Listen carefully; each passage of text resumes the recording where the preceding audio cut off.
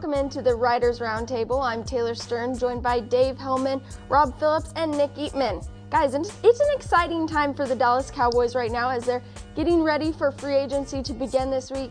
But you know, Nick, we're talking about what can happen right away. What do you think the team is going to do in the first few days of free agency?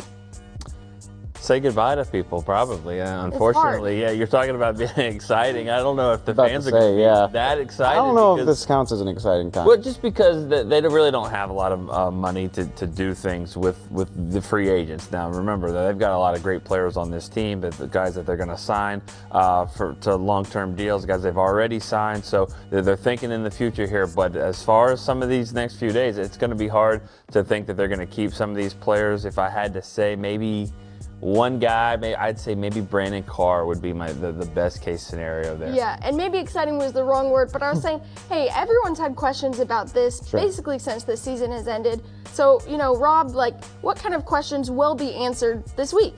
Well, we'll have to see, Tay. I mean, I think they're going to try to see what the market dictates for a lot of these guys. And, you know, Dave and I were on the visit with Jerry Jones and at the Combine in Indianapolis last week. He didn't want to say specifically which two positions they really needed to address, but he said there's two that they need to make sure they're covered in some way, whether they're bringing back somebody or they're signing a replacement. And when you look at what their roster looks like, I think one position's got to be cornerback.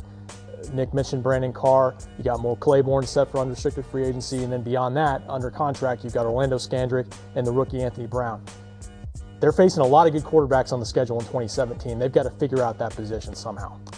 I actually went back. I've been working on something about this week, and I went back and looked. And the way this has gone, really the whole time that I've been covering this team, is the first week is really about watching Cowboys free agents go somewhere else. Barry Church, Mo Claiborne, Ron Leary, Terrence Williams, all great candidates, I think, to be holding another team's jersey by the end of this week. Obviously can't predict the future to a certainty, but that's what I would guess. And then really the trend is that when that second, third week comes in, that's when the Cowboys start re-signing their guys who take visits and maybe decide to wind up back here. You remember Lance Dunbar, Jack Crawford were guys that did that last year. So I would be honestly pretty surprised if anything crazy happens in regard to the Cowboys in the first, 3 to 5 days. It's that second week of free agency where they kind of find their value. It's not very exciting, but that's the model that they've chosen to use. Nick, you guys do a lot of great stuff on the site throughout the entire free agency process, because a lot of people just focus on this week. That's kind of what we're talking about right now. But it will take a long time. It will probably be up until the draft, if not a little bit after. What can people expect on the site to kind of follow everything with free agency? Well, I mean, like we said about guys that are going to be coming and going, and probably more going, and so we'll have we'll track that with everybody and kind of what they're doing when it comes to visits or signing, and we'll kind of reflect as well. We'll do that this week with some best free agents that they've had, and then there's a big elephant in the room here that we're not really talking about. What is that?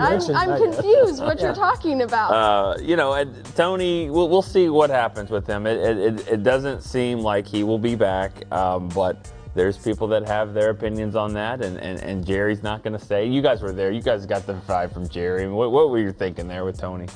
Go ahead. I think you're right. I don't think he's back, but Jerry Jones loves Tony Romo. He thinks there's a chance. He wouldn't rule anything out.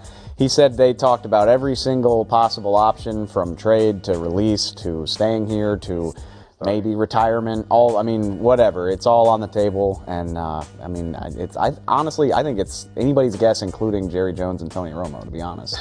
And we talked about cap room, guys, and they don't have a lot of it. If he's not on the roster, however that would shake out, you can create some room that way, but that doesn't mean he's not going to be back. Dave said the door isn't shut on him coming back, according to Jerry Jones. They could do some restructures, Tay, some other things. They restructured Travis Frederick, Tyron Smith. Those are types of moves you can make to create a little room, and they're going to need some room at some point, because in addition to free agency, you've got your rookie class to sign eventually.